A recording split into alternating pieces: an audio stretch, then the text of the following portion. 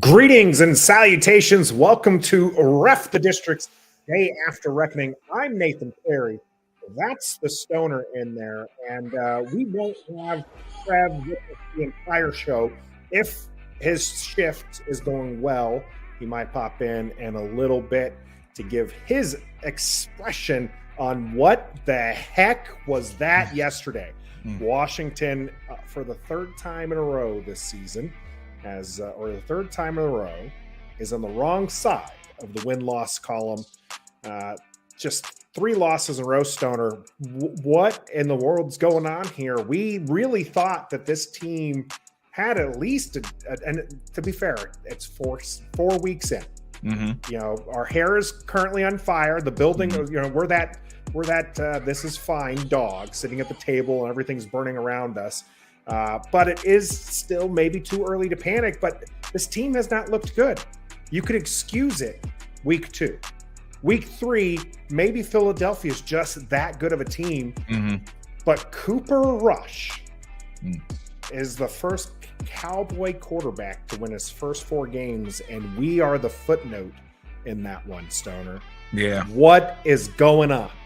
Man, I mean, where do we even start, right? We don't want to be too depressing because we like to be uplifting a little bit, but we're not blind homers, and we're not just going to sit here and say everything's going to be fine. Everything's going to be fine. But yesterday, in the words of Nathan Perry, it was a debacle. Okay, it was an absolute debacle. Yesterday, you gotta say it with a little twang there, a little debacle, little debacle. Yeah, so it was not good. Anything that kind of could go wrong did. Offensively, it was an absolute poop show. I don't know what this team is doing offensively, and we'll get into that more later. Defensively, I thought that they were average, maybe even slightly below average, but they were fine.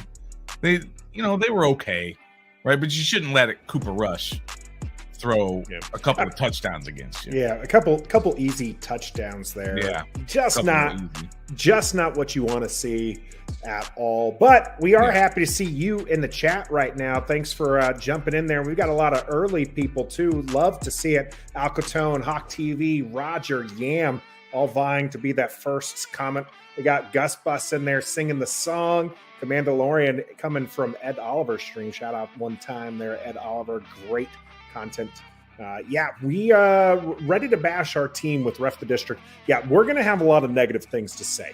Sure. You know, we are going to try to find the positive, right? Gus Bus right here with us. Got to think hopeful thoughts because I'm still going to spend 3 hours on Sunday watching our team. Of course, this is Day After Reckoning. We stream live every day after Washington plays. Win or lose, we're going to be here. We're going to break it down. That's on Facebook, YouTube, and Twitter. Of course, you can catch us also on your favorite audio platform right afterwards. So make sure that you hit that like button, subscribe to the channel, and make sure you're lively in the chat today because it is just going to be Stoner and I and you, of course. We got the Dubs family, Dominic, Doug, Scotty, Luke, all in the chat with Chris as well. This game was just frustrating. I think that this game, maybe it's because I just hate Dallas so much, but this loss felt so much worse than Philadelphia, and Philadelphia really just trashed us. Like that game against Philadelphia was just bad. Right. This game, Washington was probably in it a little bit more than the Philadelphia game, but it just felt like everything was always out of our reach. Even when something good happened, something bad would immediately happen, right? Yeah. Washington would make a good play and then penalties, whether or not that's on the offense or the defense. And what you can't, and listening actually to my son today on the way home was one of those things that like made me remember you can't blame the refs, all right? As much as we want to sit there and point out that Dallas was the most heavily penalized team heading into the game, and Washington was one of the least penalized, and all of a sudden Washington ends up with double-digit penalties, and Dallas has like 2. Yeah. Come on. Yeah. Something's up. But talking with my son today, he had a bad call happen. And I said, you know what? That's just it's part of life. That's part of Mm-hmm. games. It's what's going to happen. So we can't blame the refs on this one. There's a lot of blame to go around. Yeah, though. there definitely is. Where would you like to put the blame? And let us know in the comment section as well. And if you're watching this after the live recording, we'd love to see those comments in there. Go ahead and engage with us. We are pretty good about engaging with the comments after the show. So make sure that you're in there. But who do you put the blame on? That's what I want to know right now. Well, let's talk about who we put the blame on for this game. Yes, this right. game. I mean, we could go on for 6 hours and talk about the organizational failures, coaching, GMs, front, all that stuff. But we're talking about this particular game. Yeah.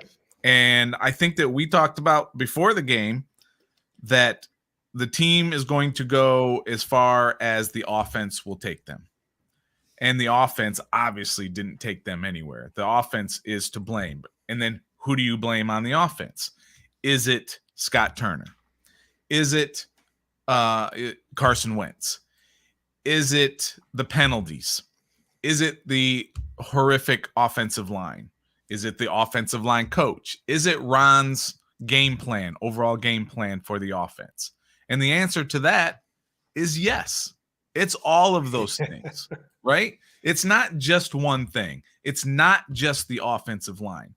Because if you look at what Wentz was doing and the play calling that was going on, he had the shortest amount of time of getting the ball out that he's had all year in all 4 games. We asked for it, did we not? Did we not say, have a game plan where you can mitigate the rush by getting quick throws?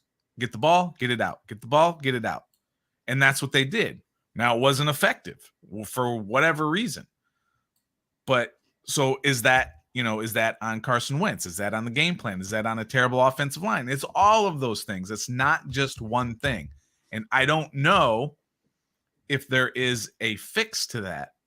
I know I don't know the fix. I'm sitting here, right? They don't pay me to try and fix how to fix that offense.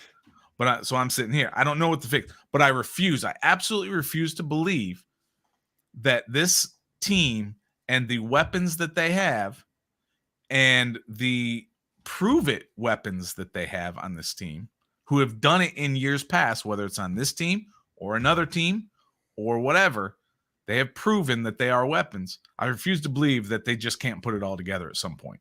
Yeah, something's definitely wrong there. And Luke brings up here of note, Dotson is going to be out for a couple of weeks. So one of those weapons that you're talking about, they're going to be missing. And I wonder what they're going to do, because that's one of the things that this offense that we've been talking about, it should be explosive. You got playmakers all over on this offense, people who have speed and can catch. Terry McLaurin and Jahan Dotson, rather. Sorry, the comment did say Dotson, which brought me back there. But Jahan Dotson, those guys are known for their hands.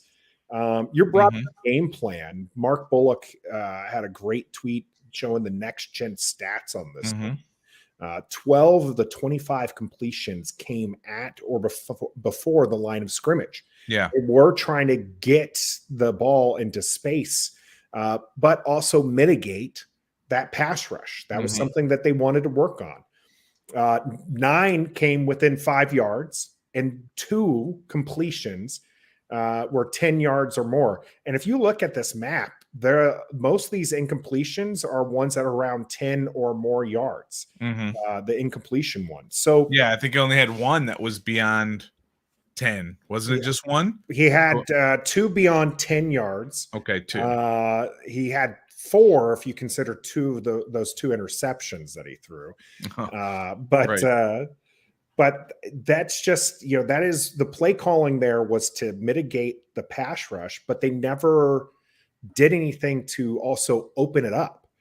Like you can't, part of mitigating that pass rush is kind of dinking and dunking, which we know is not Carson Wentz specialty. He refuses to do it. And then you sit there, you're supposed to dink and dunk to make them back off, the pass rush, But all it did was kept the, Trayvon Diggs and the other cornerbacks just hogging those front. They knew it was going to come. And then you don't have enough time to throw past them if that didn't work. And so my blame, if we're looking for the game, just specifically this game against Dallas, it is going to go on Scott Turner. I could not be more disappointed with the play calling. Yes, the offensive line has issues. One of those issues was Trey Turner, who they benched during the game. Congratulations. Thank you for recognizing how bad his play was. Sure. And, covering it up and saying he just wasn't ready coming back from that injury. That's fine. They're not going to throw him under the bus. They're not going to throw him under the bus. That's great. Right. They learned their lesson from earlier the year where they threw Jamin Davis under the bus and then had to backtrack some of that stuff. But they recognized he was bad. Bench him, put in Sadiq Charles, who actually looked pretty darn good for most of it. Run blocking. The whole team looks awful in pass blocking. Right. Run blocking. I think Charles is probably the only one I think has been effective in pass blocking, and even he's given up some pressures. Well, they did mitigate the rush, right? They gave up 2 sacks. Yeah. Right? Only 2 sacks. Now they had other pressures, obviously, and Carson had 2 intentional groundings, which is just as good as a sack, right? Because you lose the yardage plus you lose the down. So it's basically a sack. But for whatever reason, Carson Wentz still refuses the thing that everybody said he couldn't do, which is take the layup. We've been talking about this since training camp. He refuses to take the layup. When Scott Turner or whoever it is decides that they're going to put John Bates and try to block Micah Parsons, and that doesn't work, and Carson Wentz is immediately under pressure, and he's able to luckily roll away from him, but he's got another guy coming. He just refuses to throw it out of bounds or to throw it down to his check down. He's always looking so far downfield, and he waits and he waits and he waits, and he's running. Next thing you know, he's getting tackled, and he throws it intentional grounding. And he did that twice. And I don't know why he won't take the layups. And there are some of those throws, those misses that are downfield, those 15-yard passes. If you look at the tape, now we're not tape guys. I do look at it, but I don't sit here and try and say that I understand and I study it and all that. But look at the people who do that. The Mark Bullocks, as you mentioned. Let Maul tell it. Jamal, who looks at the tape and puts stuff out there. Guys like that. Go check them out, and they'll show you how Carson Wentz is looking downfield, and he's got 2 guys right in front of him, 5 yards down the field, that he can just dump it off to, and instead he throws it to a covered Terry McLaurin down 15 yards downfield. Take the freaking layup, Carson. And I don't understand why he won't do that. Why he's so stubborn that he just doesn't dump it. He's not seeing the field. Whether it's a misunderstanding of the offense, that he doesn't have grasp of it, whether it's the defenses are just confusing him and he can't read a defense, whatever it is, he's not hitting the open guys like he should be, or just taking the layups.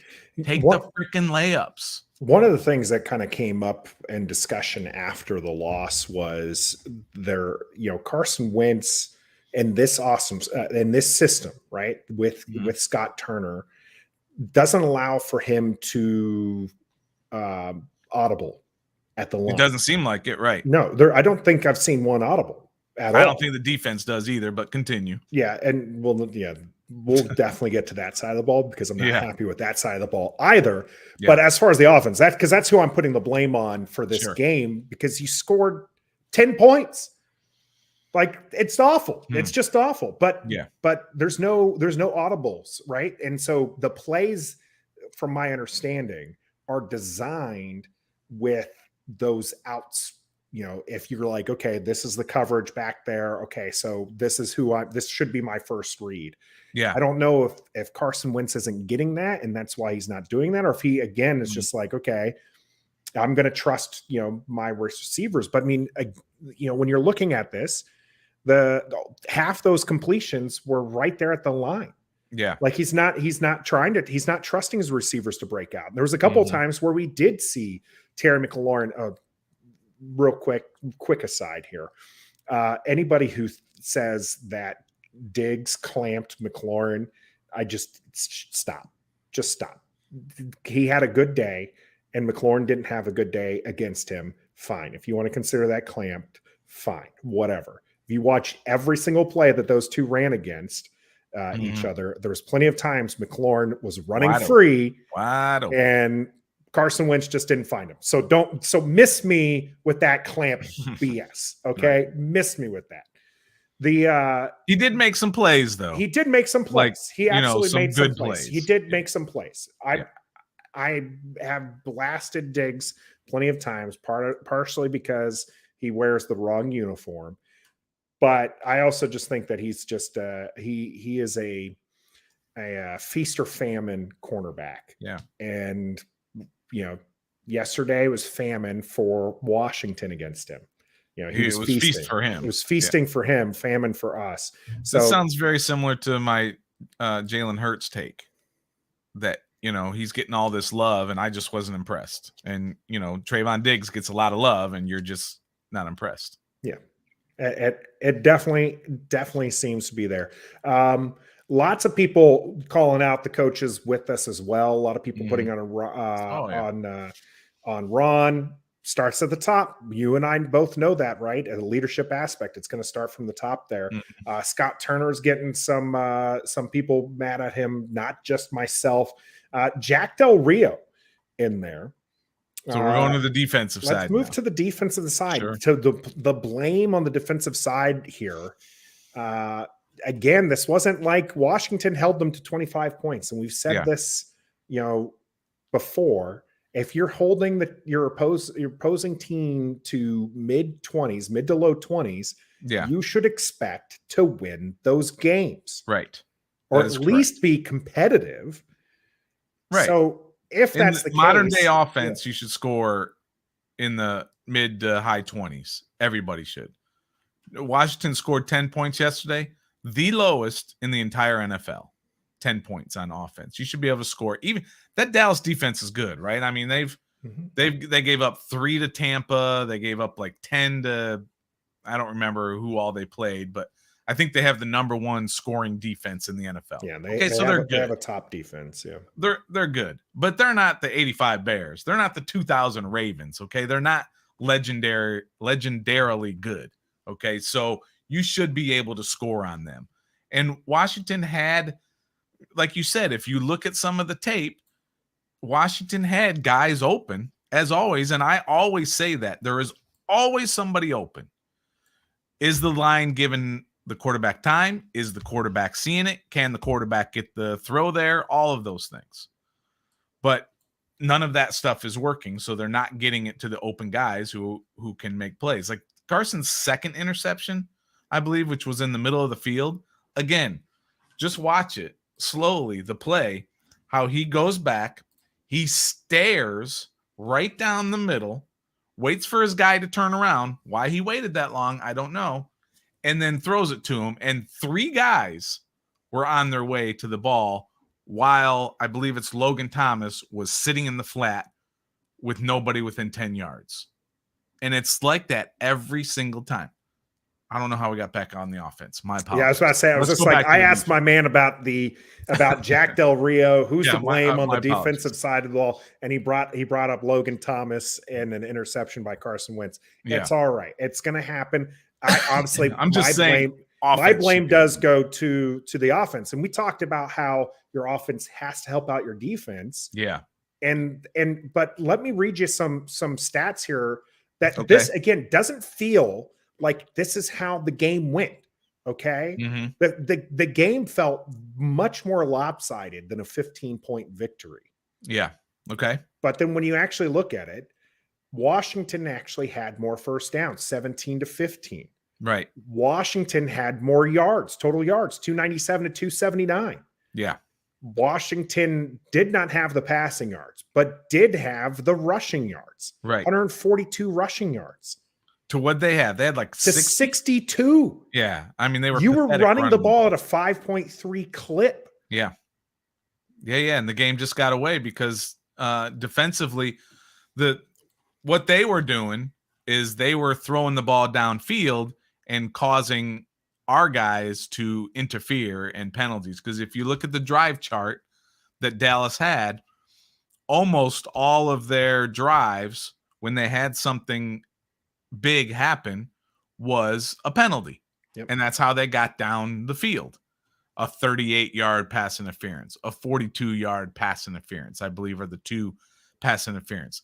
They had the Zeke play on the first drive where he got out into the open and Cooper Rush dumped it off and Zeke did the rest. And I watched that and it I don't what's the word? I wanted to explode on Cole Holcomb because Cole Holcomb's entire job was Zeke, right? And Zeke stays in to block. So Cole Holcomb turns his back on Zeke Elliott and runs down the field to try and help out on a guy who, guess what, Nathan, had two guys on him already. Yeah, already covered. Yeah. And so Zeke pops out of there, right? Because Cooper Rush needs a little dump-off spot, and he catches it. And by the time Cole Holcomb turns around and sees it, he's got to try and chase him down, and you got no shot. And that was a 30-something yard play. But then the defense held. They held him to a field goal, and they did that consistently. Yep. Hold him to a field goal, hold him to a field goal. And it's sooner or later, it's going to break like it did with that long touchdown to CeeDee Lamb. Unfortunately, the times where it broke were on those penalties. Penalties were pretty big here. Yeah. And this one does go to Ron. You know, we've talked about Scott Turner and his blame. Jack Del Rio, we're kind of still touching on that one. This one is kind of a Ron thing when you're talking about overall the discipline of a team. Now, some of these penalties were a bit, ticky-tacky, and Dallas didn't get theirs. But again, we can't blame them. But these penalties were huge. Washington, This is from John Keim. Washington failed to get a first down after any of the 7 offensive penalties. They gave up touchdowns on the drives that they had defensive penalties. Yeah, absolutely. And they wiped out 2 of those interceptions. They had 2 interceptions, and both were wiped out by defensive penalties. Think about that. Dallas scored a touchdown on drives that Washington had an interception wiped out by a penalty. It's at least a 7-point difference, but maybe more if the offense can get into a groove and go down and score. Nothing showed that they would do that, but you never know. Early in the game, you can get the offense on track after a while. But yeah, those penalties were just killer. And if you want to talk about the penalties disparities, right, like you said, maybe that's on Ron Rivera that it's undisciplined. But coming into the game, they had the 4th least amount of penalty. I don't know how to say it properly. They were 28th in penalties, right? And 28th worst, if you will. So you start with the top 5 most disciplined team. Okay. Was Washington, and bottom 5 least disciplined team was Dallas. That's right. And somehow Washington, who had 12 penalties in 3 games, got 11 penalties in 1 game. Now, did they deserve them? Probably, right? But Dallas had some egregious penalties as well that they were not calling. And even on the Jahan Dotson touchdown pass, he was grabbed, but he got away. Okay, fine. That wasn't a penalty. If it wasn't a penalty, we would have been up in arms when we saw the replay. Yeah, if it wasn't a touchdown, yeah. Yeah, for the touchdown. But it was a touchdown, so we can ignore that. And how do you not, and it wouldn't have changed anything, but just let me ask you, how do you not call running into the punter when the guy ran into Tressway? Now, he wasn't blocked into him. He ran into Tressway. I think it was 3rd and 22 or something, or 4th and 22. Yeah, it was. It wouldn't have made a difference. But it would have given them a chance to at least repunt it, right? Because that wasn't a great punt by Tressway. Or anything. Or, now we're 5 yards closer. Maybe we want to fake it. They're not. But you know what I'm saying? You have to call penalties when they're penalties. And they threw the flag and then picked it up. And how do you do that? How do you pick up the flag? You do that when he as didn't run metaphor into is saying, you take a check from Jerry Jones, you pick up the flag. I mean, I'm not a conspiracy I'm not going to theorist, accuse the refs actually doing that. but it was I'm just saying things like comment that. section How does a disciplined team who only was averaging 4 penalties all of a sudden end up with 11? The holdings that we saw, yes, they were holdings. The false starts were obvious, right? And the false starts, by the way, were a result of having a brand new center in there who was bad, who was very bad. The center was bad. No. He was fine with his snaps. Yeah, he was not blocking anybody. Okay, I'm not going to disagree there, but as much as I'm with Gus Bus and the rest when it comes to the Schweitzer love, Schweitzer last week was very bad. So but on the scale of things, Nick Martin was an improvement. Yeah. Okay. Fine. He was an improvement in getting the snap back. It might be the difference. I forget who was in the comment section yesterday before the game talking about this game against Dallas is either going to be very, very, very bad or just very, very bad. Like that was your choices. Yeah. And that might be what it is between the centers right now. But Martin was better. The snaps are getting out much cleaner. The blocking side issues. Schweitzer was having a rough go of it last week. How many times did Philadelphia get to Carson Wentz on 4-man rushes? I'm not saying that he was worse than Wes Schweitzer was the week before. I'm just saying he wasn't good. And how do you expect him to be good? And that's kind of been my rant about these things. We want to bench William Jackson III. Fine, you bench him, and you're going to end up with Wild Goose, who should not be on an NFL roster. So be careful. And I understand that goes back to how the roster construction and your depth. I get all that, but I'm talking about where you are right now. If you bench these starters, you're going to get pathetic results coming back. And everybody wants Chris Paul to start at right guard. Chris Paul is not even the backup guard. He doesn't even dress. He probably is now. Yeah, Trey Turner's going to find himself wearing street clothes, I think, for a couple of weeks.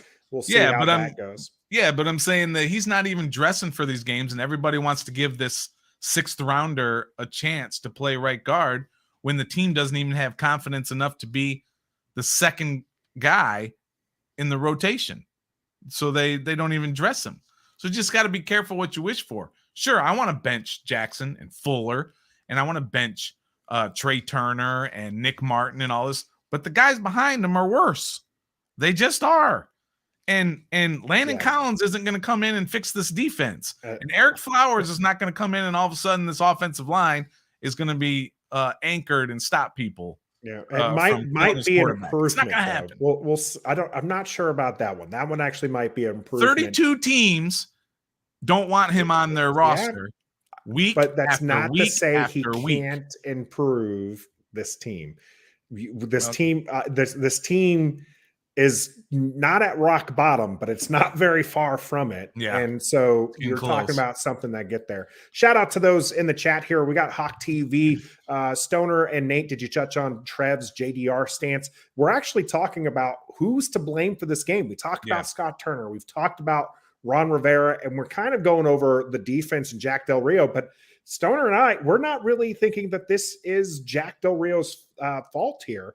But there are aspects that I will agree with some of our people in the comments. Going to continue the shout outs here as real progress is there. I'm going to ignore Shady Katie, who's in the chat. We did appreciate having her with the joining us there. Bonafide Picker, Dave, Metaphor.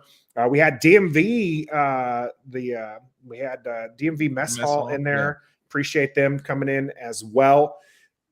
One of the aspects I can see the blame for Jack Del Rio. There's two aspects to this. One is you just lost to Cooper Rush. Sure. Now, granted, you are the 4th team to lose to Cooper Rush, but it's still Cooper Rush. It's still Cooper Rush. He didn't exactly have a great game. All right. You know, he did have the 2 touchdowns. He was 15 for 27. for 223 yards. Okay, so not Alex exactly Smith like numbers. Yeah, not even running the ball. Like he had 2 runs for 7 yards. Like this isn't like he wasn't Patrick Mahomes out there or Tom Brady. He was Cooper Rush. He definitely was not. And you lost. But one of those things so that's one aspect, right? You lost to Cooper Rush. The other aspect, we talked about how Scott Turner's offense doesn't audible. The defense, they're like statues out there, not just when it comes down to chasing people, but Cooper Rush was calling audibles at the line and the defense did not move. Yeah. Did not move, did not adjust, did not. I mean, when I'm telling you they didn't move, I thought the screen had froze on half the side because Cooper Rush is over there doing his like, okay, I'm calling out the defense right now. I know exactly what they're doing. And the defense doesn't do anything. Jack Rabbit. Jack Del Rio Rabbit. You gotta have some kind of change. You gotta be like, okay, hey, they know what's up. We're gonna try this stunt. We're gonna do this something. Who's to call something and stop putting people out of position.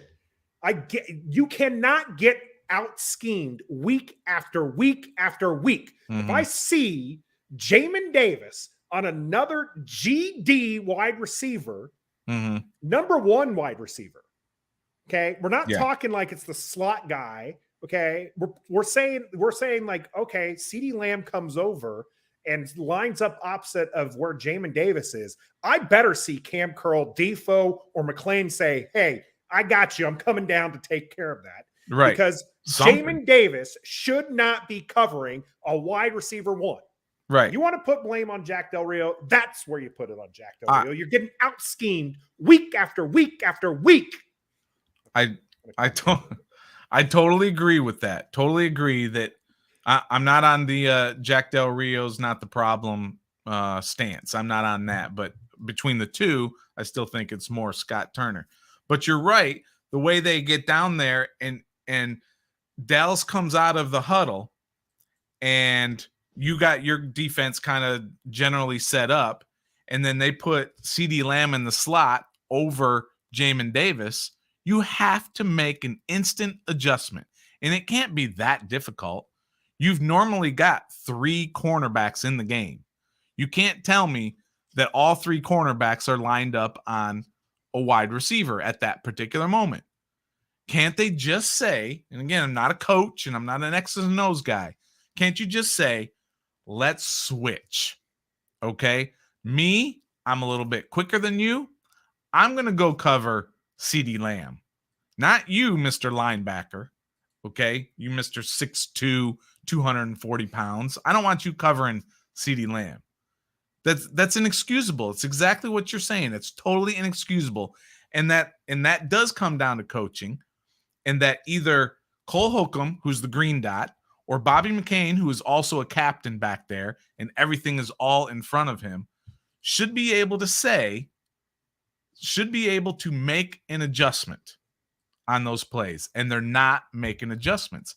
And it doesn't make any sense to me. And offensively, it's the same way, by the way. Carson Wentz doesn't seem to be that he has the ability to call an audible at the line. Have you ever seen Carson Wentz in a Washington Commanders uniform call an audible at the line of scrimmage? Can't think of it. I don't believe he ever has. And either they don't have the confidence to allow him to do that, or that's not in their offense to call audibles. And that's the adjustments that everybody seems to talk about with the coaches. They don't seem to be able to make changes in the course of the other team setting up. And if the other team makes adjustments, you should adjust. And they just kind of stand there and say, our base defense is good enough. And it's not.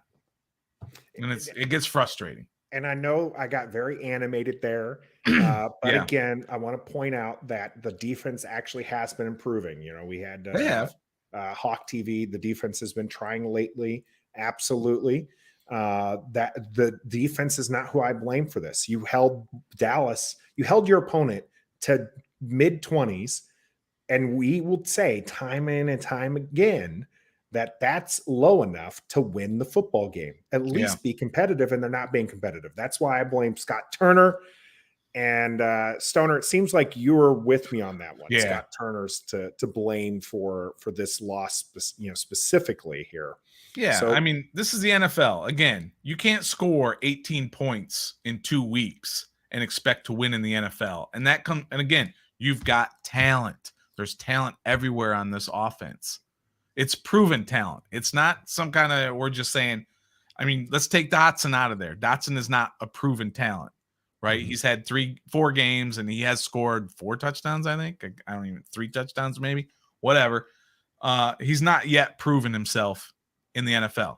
But Gibson's proven himself. Logan Thomas has proven himself. Samuel, McLaurin, Wentz, all these guys have proven themselves to be talented football players, and they're not putting it together. Which comes down to the coaching.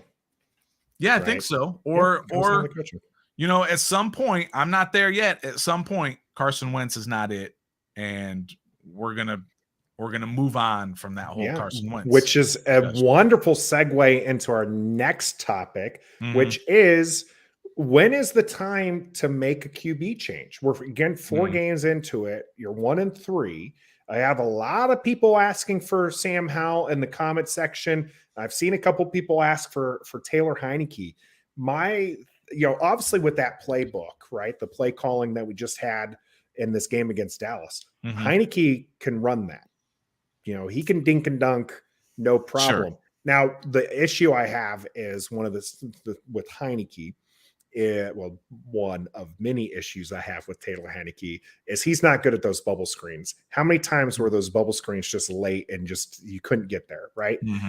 His arm's just not good enough, right? Sam Howell, interesting 5th round rookie. I mean, you might have the next Gardner Minshew and get some Minshew mania going on here with the Howlers here in Washington. But this offensive line, we just talked about how bad this offensive line is. Are you really going to feed the rookie to an offensive line that's going to get him shellacked, day in and day out? What was the Carr? David Carr, right? Out of Houston. Was it David or was that the other one? His brother who in Houston had 62 sacks in his first year. Right. You just can't do that to a QB. Right. Carson Wentz is an experienced QB, and he gets sacked 15 times in 3 games, and he's shell-shocked. Yeah, he seems to be. Do you really want to put Sam Howell in there? When's the time to switch QBs, Stoner? Because this performance doesn't look good. I will say that I don't necessarily have a threshold. I don't have after 7 games, after 8 games, after 9. I don't have that threshold. I think you pretty much know when that is. And I do know this. It's not now. It's not the time to just give up on a season after 4 games. Okay, we are in the code red situation, right? We are in. This is a must-win game. This is a must-win 2 games, I think, with Chicago. After that, but now is not the time, and I can't tell you exactly when that time is. But we'll know. We'll know when this team maybe is 2-7. And he's looked the same week after week after week after week. We'll know when it's time. It's not now, right? I mean, you don't think it's now, right? No, I don't think it's now. My take on this, as far as when to switch out the QB, would be you're paying this guy $28 million to play quarterback for you. Yeah. You traded picks for it. Yeah. I don't think you're going to improve with Taylor Heinicke or Sam Howell. All right. So the only time you're switching them is when it comes down to Washington is out of the playoff race. Okay. And you're hitting that threshold of when that 3rd round pick becomes a 2nd round pick. Yeah. I'm trying to find exactly 70%. If you play 70% of the offensive plays, which somebody figured out if they Mitch Tischler has it. I have it here right now. So okay, go ahead. Mitch Tischler here. If Carson Wentz starts every snap through the bye week, he'll reach the 70% threshold that turns the Commanders' 2023 conditional 3rd into a second rounder for the Colts. Won't be able to pin down the exact snap, but right around halftime of week 13 versus the Giants. Yeah. So that's when you pull the plug. You don't let him get to 70% of the snaps. You just can't. If you were down bad, okay, if you're in playoff contention, you risk the second round pick. Okay. Sure. But what if you're 1-8? If you're 1-8, you pull it. You're not in playoff contention. Sure you are. Technically, I'm saying technically.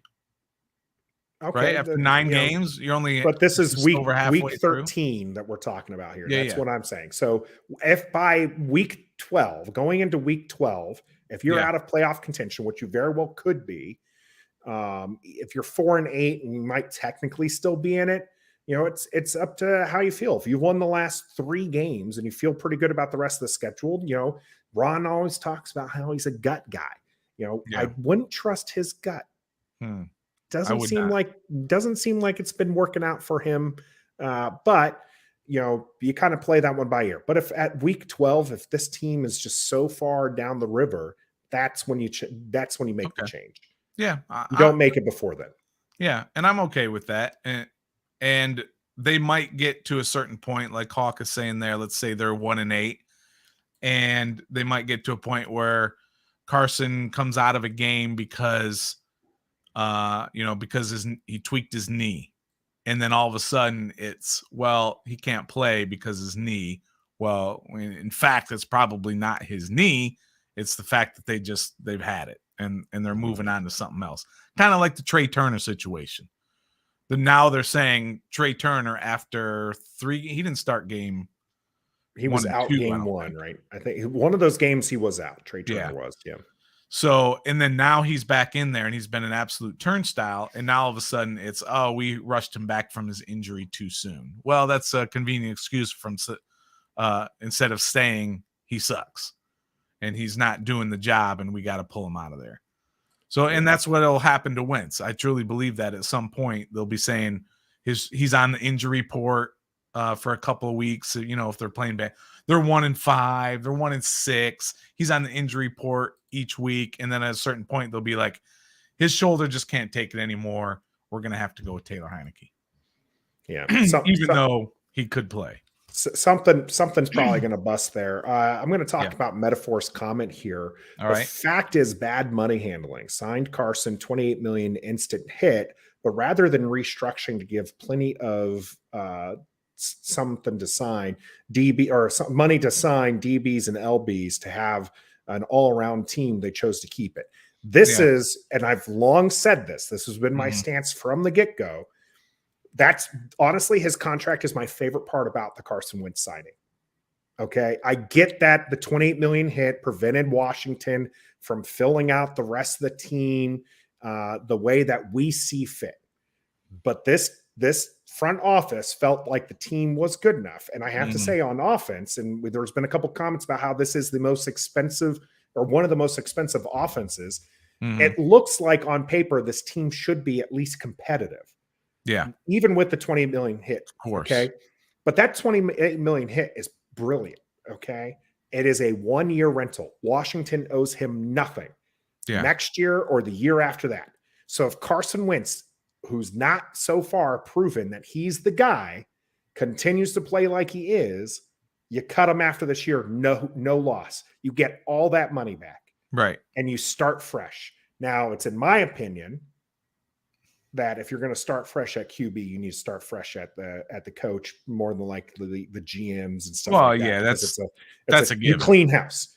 Clean house. They're cleaning house, and I've kind of said that money wise, it's foolish, and I'm not 100% sure that Dan Snyder would do that because he's going to be paying all these coaches, all the staff, all the GMs, the medical people, all these that Ron brought in. You're going to be paying them for 2 years.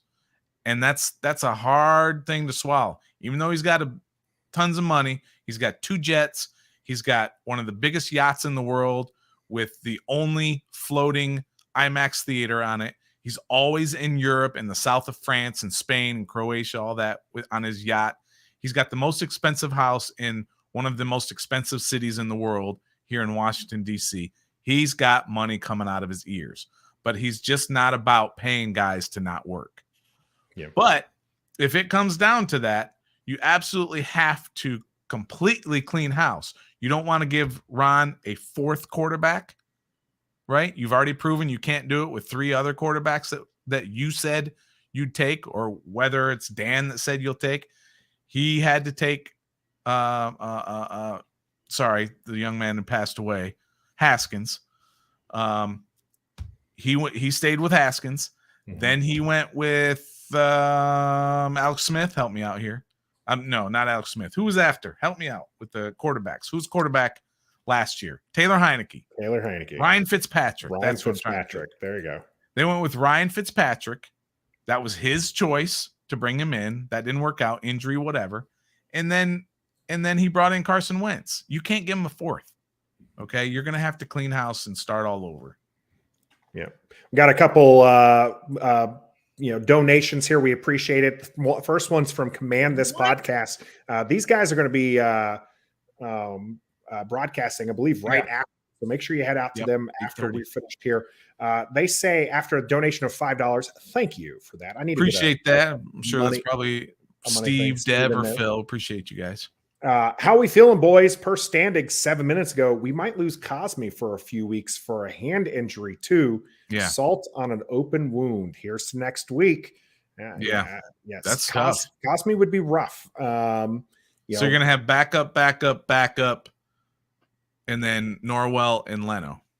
Yes. Right? So you're gonna have probably Lucas will probably play Lucas right is tackle. more than likely. Yeah. Charles in there is right guard. Larson is supposed to be back. Hopefully he'll be playing. He's been activated like B-Rob has been. So so there's potential that you might have him there. They might hold him out for a week, but you're looking at a very banged up offensive line going up against Tennessee. Not good. Potentially further there. Great Watubi with the $10 donation. Thank you very much on that one. Before the season, our schedule was ranked as the easiest. And after 4 games, we're ranked as the toughest schedule so far. I heard this on the Kevin Sheehan podcast. That is actually fair. Well, hang on now. Before the season, our schedule was ranked as easiest. That's correct. But after 3 games, our schedule was ranked as the hardest. That's what he said. After 4 games, it's ranked as the toughest schedule. No, I don't believe that at all. Because after the 3 games I'm talking about, before Dallas, Washington's first 3 games was ranked as the hardest schedule in the NFL based on who they had played. Yeah. Which was Philly, Jackson, right? Philly, Detroit, Jackson. Philadelphia's undefeated. Okay. And Detroit's their upcoming schedule for the rest of the season was ranked as the number 1 easiest schedule. So I don't know how it went from the number 1 easiest and after 1 game. No. So this comment is saying after coming into the season, they were ranked the easiest. Gotcha. After these 4 games, though, it's been the hardest after 4 games, and we don't know what the rest of the year will hold. Right? Good call. Great. And nothing is easy for Washington. We said this time in, time out. Is nothing ever comes easy against for Washington outside of some of the jokers who like to point out losses come fairly easy for Washington. But they've got a very, very difficult. They've had a very difficult run of it. And this team is capable, as we've seen last year, of putting together a 4 game win streak against teams they have no business beating. Yeah. Right. Maybe they do lose against Tennessee or Chicago, but then beat Green Bay and who else is on the schedule? In Dallas, and Philly. At the end, Philly. They're going to go on a streak where they're just like, where was this in the beginning of the year? Right. They will, because this team is not going 1-16 or 2-15. That's not going to happen. But great Ratubi. You're right. You're correct. I misread what you were saying. So after 4 games, they have the hardest, not not the upcoming schedule. Yeah, not upcoming. Upcoming still to be determined. They do have a couple winnable games, but we'll be talking about those winnable games next week and Wednesday and on. Right now, we're going to try to continue focusing on this Dallas game, maybe a couple things that happened here. But again, with a wonderful donation, we appreciate it. We don't typically point out the super chat because, we just appreciate you coming in here, liking the video, subscribing to the channel. But Hawk TV and with the $5 donation, thank you very kindly for this. You guys are the vet fans, and I heart you for it. We're all frustrated fans and are in lockstep with one another as we award a consistent winning team. We do deserve a consistent winning team.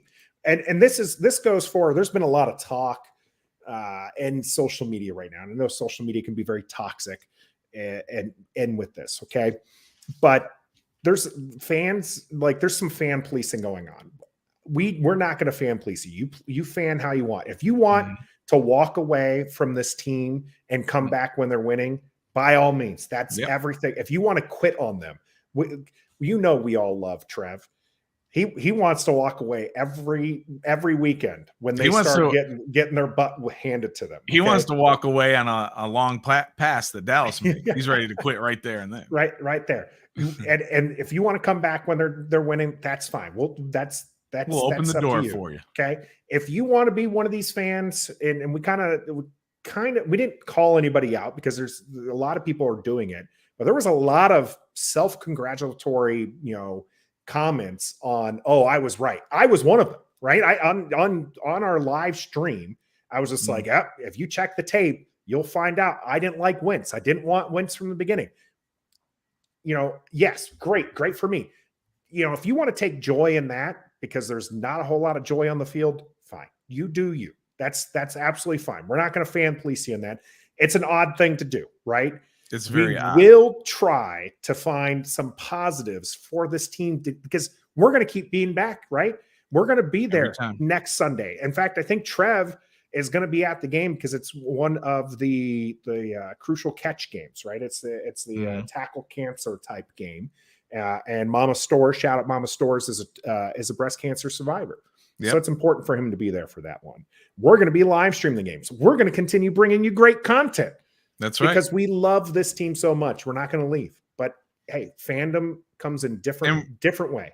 And we're going to try to be positive, but we're realists too. When the team stinks, we're going to say they stink, and we're going to say we just had 50 minutes of calling this team out for just how we're going to say Trey Turner, sucks and all of that. But we're still going to, after we get done here and we start preparing for our Wednesday live show where we're going to talk about Tennessee, we're going to look at the positives. We're going to look at the ways the team can possibly win, either not just this game, but going forward, and hopefully that they can.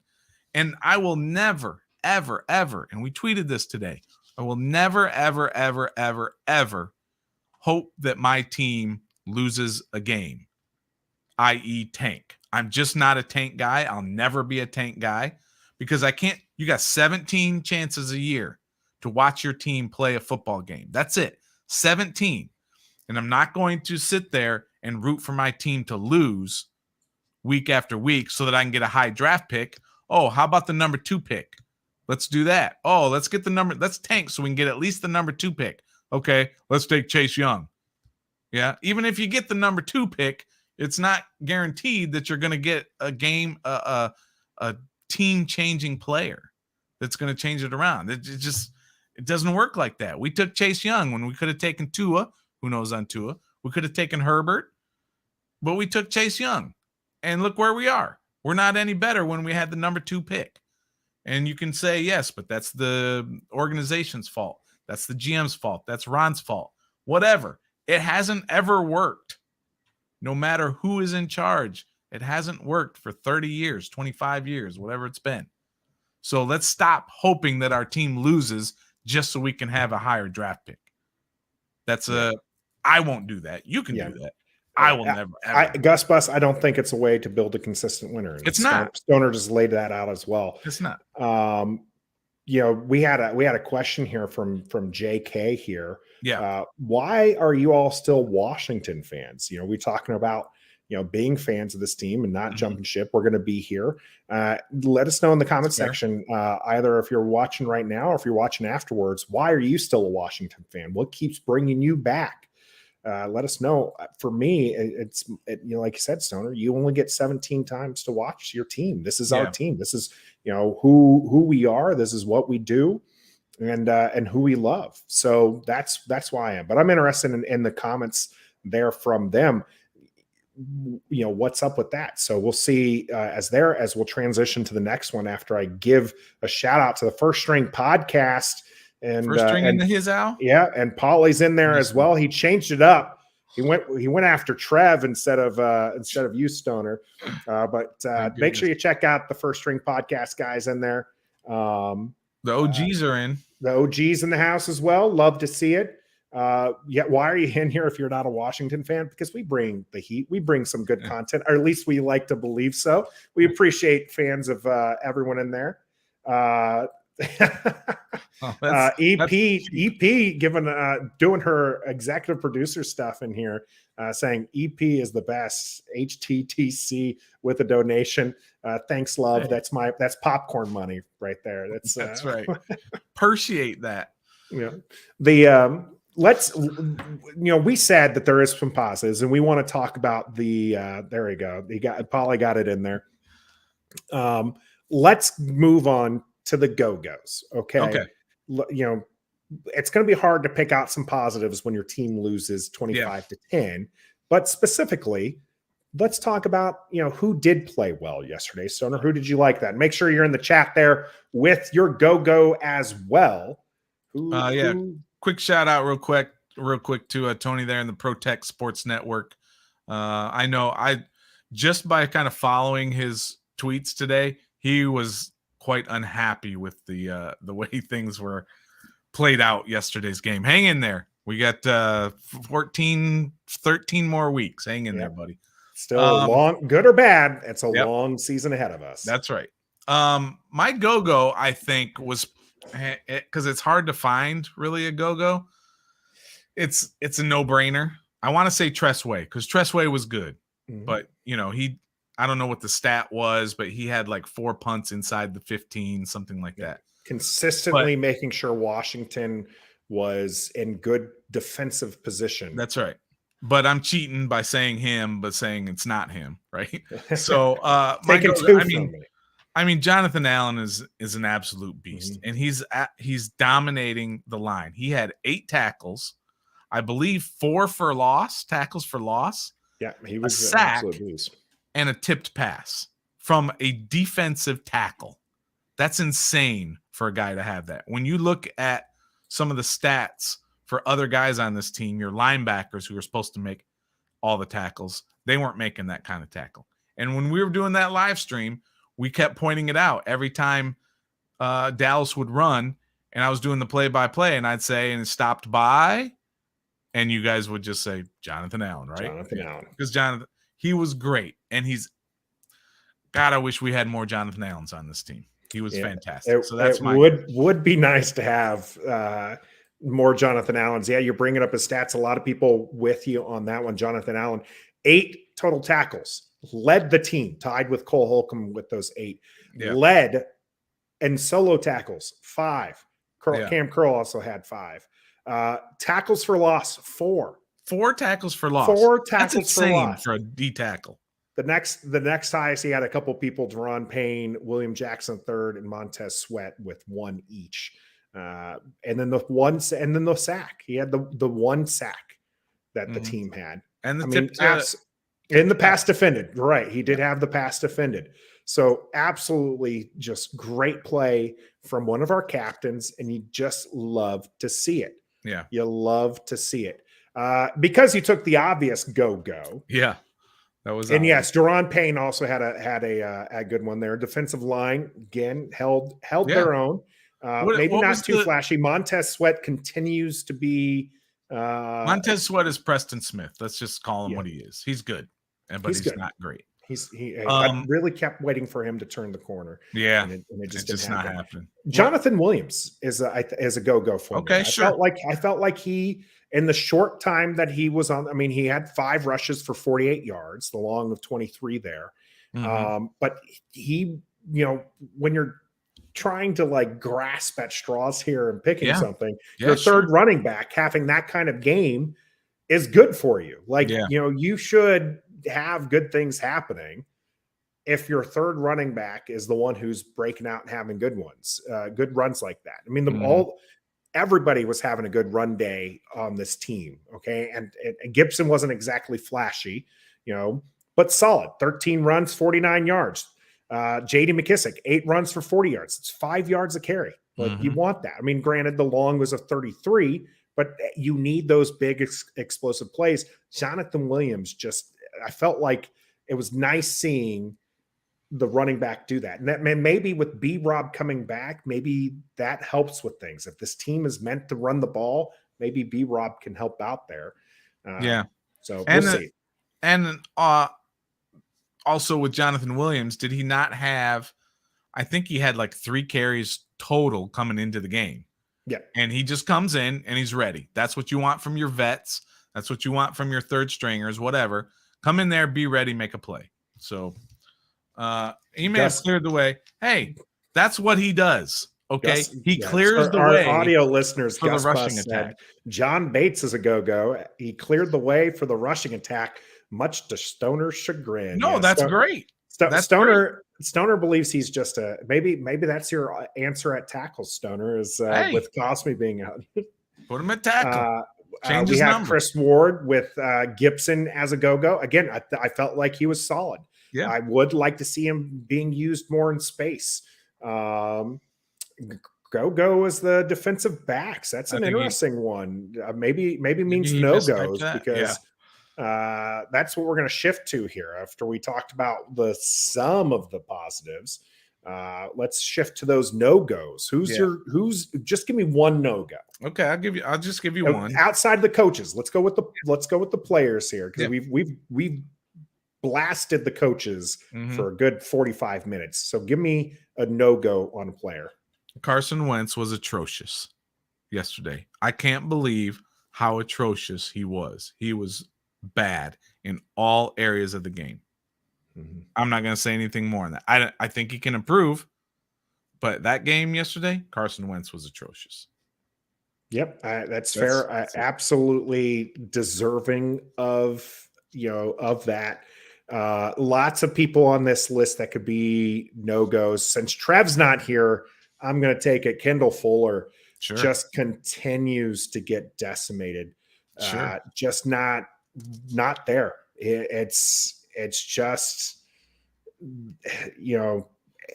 very disappointing, right? I think we were all excited when he came back from Kansas City. I think I was upset. I don't know where you were, but when we traded him to Kansas City, I wasn't exactly happy with that. So he came back, and I really thought that was going to be good. But a lot of people agreeing with me here. We had Fats saying it's Kendall. We have Metaphor saying it. Dave is going to go with McCain, Holcomb, and Sweat. Yeah, Sweat continuing like the pressures. I want to see how many pressures he's had, but he's not getting there often enough. I do love this from Commandalorian. Go is the Ref the District live game stream. We appreciate it. We have a lot of fun with those, and every game except hopefully, one. We have one that we're not going to make, but we'll let you guys know what's going on with that later. Maybe an opportunity for you to join us, but we'll save it. Little teaser there. Little tease. You're gonna little teaser there.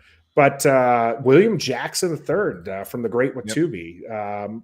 Well, actually calling out his dad, Jackson II, but we know what you mean there. DMV Mess Hall saying William Jackson also is a no-go. He was getting that one play to CD Lamb, which was just he ran straight up. I get that he was supposed to cover the low zone, but no one's threatening that zone. No one was threatening that zone. Pearl was late to switch on that one too, is what I think it was. So again, miscommunication in the backfield and just an easy touchdown for there. Yeah, Scott Turner, Chris Ward as a no-go. Yeah, we fully agree. When we said who's to blame for it, Scott Turner is our take on that one. Just not good. Mandalorian no-go. Pilot who flew our team to Dallas. Should have just stayed home. Yeah, that one. Yeah, that one's good. We needed that plane that I think the Vikings were on to London. 50 chairs that all recline back. That's oh, really? I didn't see that. Yeah, that's sweet? fancy. That'd be something. That'd be something. If you haven't had a chance, there's a great Twitter account called the Dan Snyder Yacht Tracker, I think it is. Yeah.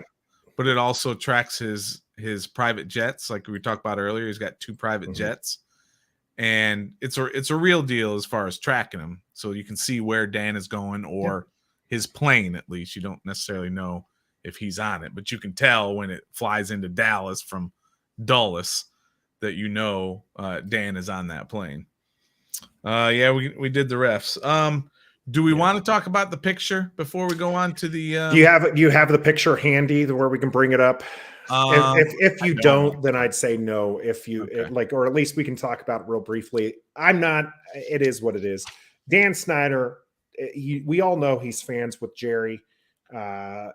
He took a picture with them before the team. He missed the memo that you're playing against the Dallas Cowboys, and maybe you should be wearing burgundy. At least Jason had the black commander shirt on. Tanya understood the assignment. Yeah, absolutely. Okay? She was in burgundy. Okay. But how does Tanya let him out of the house like that? She probably doesn't control him any more than anybody else. Dan Snyder is in a blue and white outfit, and it's just it is what it is. I'm not going to get too upset about it. Yeah. I don't go for this team because of him. In fact, I'm with most fans. I would like to see him go. Hashtag release the report. Yeah, we're all for that. We're absolutely all for it. But a lot of people made it about something, and I just feel like it's a silly thing to make something about. It is what it is. Yeah. On that photo aspect, a lot of people keep posting the photo of Leno and Norwell kind of hugging or blocking each other. Yeah, that's a misnomer. If you actually watch the play, it's not great. Okay, the optics are bad as usual. Yeah, they missed their blocks, ended up kind of bumping into each other. But if you take a picture of it, it looks like they're blocking each other. So yeah, it was pretty bad. But pictures don't tell the whole story there. Great Watubi with another donation here. Does Dan have a man crush on Jerry? Yes. Absolutely. 100%. I 100% believes he idolizes Jerry and would love to, run his team the way that, run Washington the way that Jerry runs Dallas. And I think that's why you had him so involved early on, but it wasn't working. So he tried to remove himself. You've seen that over the last few coaches and GMs where he's not necessarily input. He still can't help himself, as we all have heard the story of him walking off his yacht and calling to make the Dwayne Haskins one. Mm-hmm. But it's and I also think that he knows he has to kind of be tight with Jerry because of, we've heard all the rumors about how the owners are getting fed up with Dan and everything, but he has to be tight with him so that hopefully Jerry doesn't turn on him. He's got to be an ally. He's got to keep him in his court. He's got to be that ally. And I think Jerry likes having Dan around because all the stuff that Jerry has done, which is more proven and some of it worse than the stuff that hasn't been proven in Washington yet, Jerry likes to have Dan Snyder there to kind of take the heat off of Jerry. He likes to take the heat off himself. I like Dan here. Dan gets all those headlines when I'm over here in pictures doing the things I'm doing, right? So I think it's a relationship that, the good old boys, the highfalutin rich boy network, all that good stuff, they're made for each other. They are absolutely perfect for each other. We kind of shifted away from go-goes and no-goes, but I do think there's two more that are worthy of bringing up. Go-goes, the uniforms. I loved the black uniforms. I thought they looked sharp. Yeah, I thought they looked good. I wish that the debut would have gone better, but hey, it is what it is. And the last go we'll bring up here. Thanks, Commandalorian, for this one. Go is Manscaped. That's right. Head to manscaped.com. Get 20% off by using the code REF. That's R as in ref. E as in F, and F as in F. There you go. There we go. Yep, 20% off, free shipping. Just use that code REF. It will help us out. We appreciate that. Great products, too. I actually really do enjoy their products. I wouldn't be using them as a sponsor if that was the case. You have your notepad out. Yep. Which must mean it's time to pay up. It is time to pay up. We need a little jingle there. Yeah. We'll get the dollar jingle. I'll add that to my list of things here. Let's pay up. Dollar did not go my way again, I think. Okay, so first we'll get to all the predictions that everybody gave. Yeah. DMV Mess Hall, Tailgate Ted reached out and says, "Hey, what's the prize for having the closest pick?" He had it 24-12 Dallas. Guess what, Ted? And I think he's still in here. You didn't have the closest pick. Anyway, he was very close. But we had Scott Thompson over here had 24-10 Dallas. Nice. I mean, he just about. Ready to go, Scott. All right, here you go. You ready? So this was from last week when we got started. Shady Katie said that Dallas was going to have at least 22 hits on Carson Wentz.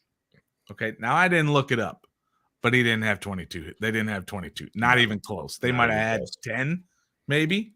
Whatever. They probably had more, but they didn't have 22. I don't even know where to look for that. QB hits is a stat. They had 11. Oh, really? They had 11. Right. Okay. Washington, by the way, had 3. Oh, wow. I was the only one that took that under. Oh, okay, so a plus for you. You're the only one who went with it. All right. Trev and Stoner, should have gone with it. I said that they're going to get less than 4 sacks. All right. Trev and Stoner both said that Washington would have more sacks than Dallas. Now Washington only had 1, I believe. Yep. And then Dallas had 2. Yep. So we were incorrect. Nathan is a plus on that. Trev and I were both a negative on that. Yeah, I did feel better about Washington holding, and when they did. They held Dallas to 2. I did not expect another big sack day for Washington, and that was correct. Yeah. Unfortunately, that's didn't work out in the end though. DMV Mess Hall here with I told him that he asked what he wins or whatever, and I said you win all the attention dollars, and so Scott's not here, so there we go. DMV Mess Hall, Tailgate Ted. Make sure you check out their channel. He is bleeping out all the swear words. I'm told that there's a lot again in today's show, so you can check that one out. There's your attention dollars there, Ted. Okay, next one was, I don't know why I did this, but I said that Dallas would have 0 sacks. I was very specific, and I said they would have 0. Yeah, that was pretty close. They only had 2. Okay. I mean, super close. Everyone was talking about, a lot of people were talking about, Dallas is going to have at least 7 or 8, and I was like, they're not. They're going to make adjustments. We knew that the adjustments were going to come. But 0, I thought, was too much. Yeah, too strong. Nathan and Trev both took that bet, so pluses for both of you all there. Like it. Trev said Washington would have 2 picks. Well, they kind of did, but they were both negated by penalties, so they got 0 picks. In fact, they have forced one turnover in 4 games. That's Defoe's interception to end the Jacksonville Jaguars game. Stoner and Nathan both took that. So we're plus, and Trev's a negative on that one. I'm actually got 3 positives right now. That's pretty good. Yeah, I don't know. You said you did, but you didn't do bad at all. Stoner said Gibson would have 100 total yards. I don't think he did. I think he had like 62 total. Yeah, not even close. Yep. So Trev and Nathan both got a plus there. Now it starts to really turn for Trev here. Trev, where are you at, man? Got to give up your dollars. Trev said that Gibby would have a lost fumble. Did not. Both you and I said he would not. Gibby with good ball security so far this year. So I Yeah. think that's been pretty impressive. Yeah. And I Hasn't think it's gotten going a to lot of continue. touches, though, but The guy ran the ball for 13 carries. I mean, it's Yeah. not, and I don't expect that to change all that much when B-Rob comes in to steal some of those carries away as I swat a mosquito on me. Yeah.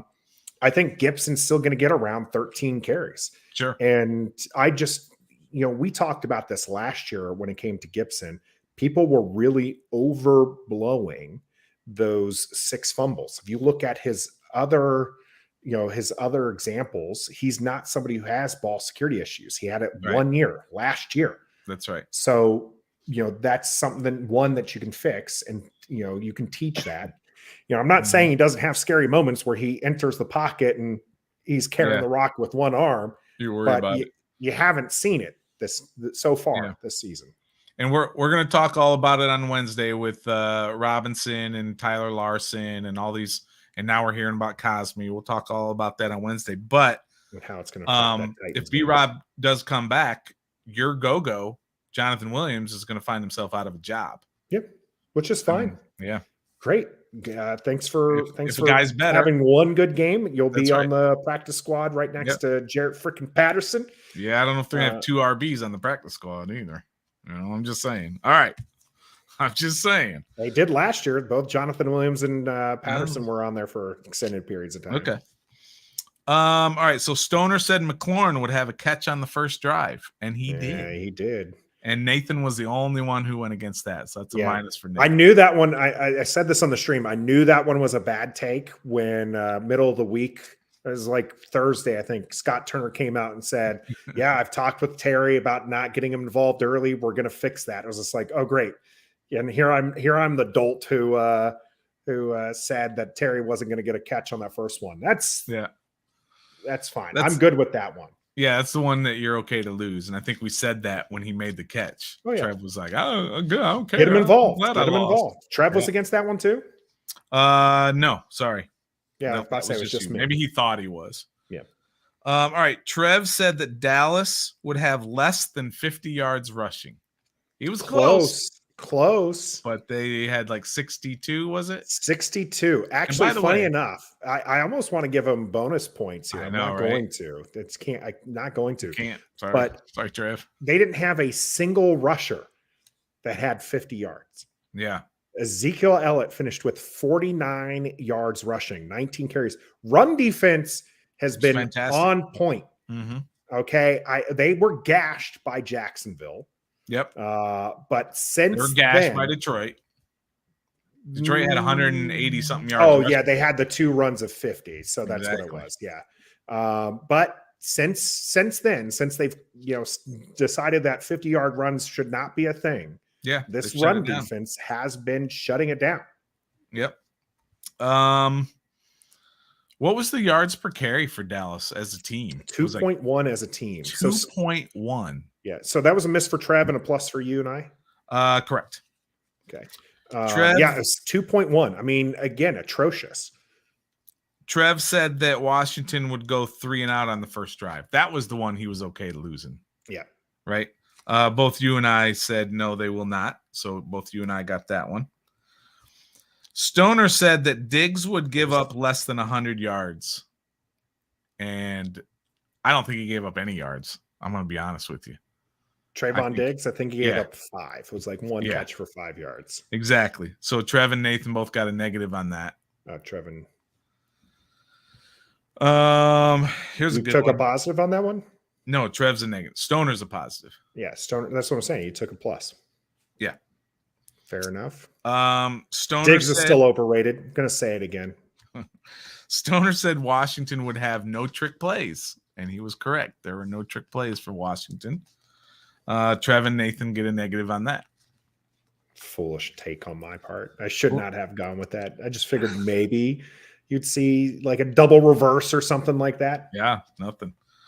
And then our last one, Diggs gave up 1 catch and 4 holding no calls for 0 yards. Yes. Yeah, lots of hand checking, lots of the one that Stoner disagreed with as far as the plays that were called. The one where Terry McLaurin, the guy, I can't remember his name, is the safety. had his hands inside Terry McLaurin's jersey. Yeah. Like, you got to call that. Yeah, to me, you got to call that. But the last one was an in-game bet. Trev and Katie said that Washington would have a 3-out on their first drive of the second half. And they right. Did not. They did not have 3-out on their first drive of the second half. Washington went 3-and-out their first drive of the second half. Double check that one, Stoner. Let's go to the play-by-play. Yeah, I don't think so. Let's see if anyone could beat me here. 6 plays, 13 yards. No, you're right. Thank you. You're right. So Stoner and Nathan got that one correct. And Trev and I'm glad I was wrong on that. So that's it. According to my calculations, and you're going to check it out, Stoner had a +6, Nathan had a +5, Trev had a -8. Going the wrong direction, my man. Going the wrong direction. Yep, I'm showing +6 for you, +5 for me. And Trev is, ouch, 1, 2, 3, 4, 5, 6. Yep, -6. I had 8, but that's okay. Yeah. All right. Well, we'll double check it there. But oof. Yep. Hey, Luke, thanks for checking on that one. Yeah, I had to look it back up again.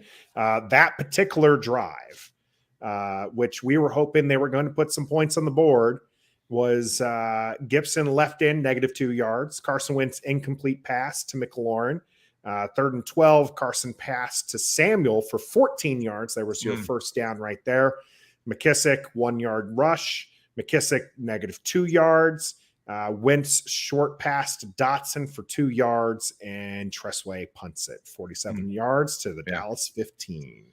That's when you really were hoping that the offense would come out and do something, and just needed to do something. It was only 15-7, I think, at that time. Yeah, it was still a close game, and that was the thing, is like most of this game was against Dallas was close, but it just felt so far away. Yeah. Well, now we got it all out, right? And now we can move on to Tennessee. Look forward to the next game. Talk about what they need to do to win on Wednesday. And I'm glad this one's out of our system, though. It was atrocious. The offense was bad. The defense was okay. And I hate losing to Dallas, of course, but, time to move on. It is time to move on. You will catch us Wednesday on YouTube, Facebook, and Twitter as we'll break down the Tennessee game and everything else that's happened this week. Is Sam Cosmi really going to be out? Where's B-Rob? All that's going to happen right here on this channel. And we're going to continue being back, and we're going to be here for you because we're fans, you're fans. And until next time. What's that, Nathan? Be a fan.